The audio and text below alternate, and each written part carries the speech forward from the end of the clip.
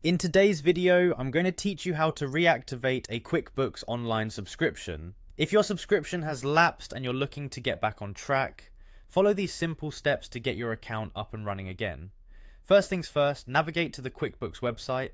As soon as you arrive, you're going to want to start by clicking on the Sign In button.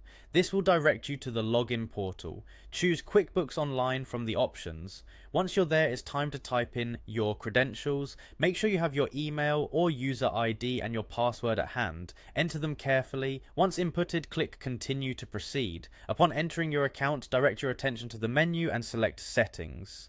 This is typically represented by a gear icon in the upper right corner of your dashboard. In Settings, look for the option labelled Subscriptions and Billing.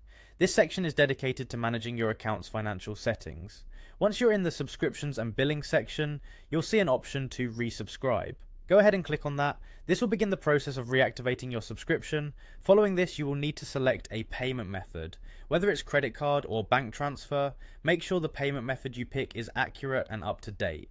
Now it's time to enter your updated payment and billing information. Double check every detail to ensure it's correct. This will prevent any hiccups or errors in processing your subscription.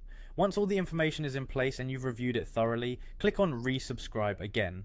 To complete the process, it's advisable to sign out of your account and then sign back in. This refreshes your session and ensures that all changes are properly saved and applied. Finally, after signing back in, take a moment to check the next charge date. This information will confirm when your next payment is due and ensure you're fully back on schedule with your billing. Knowing the next charge date helps you plan ahead and avoid any unexpected charges. And there you have it, a straightforward way to reactivate your QuickBooks Online subscription. By following these steps, you'll be back to managing your finances with ease in no time.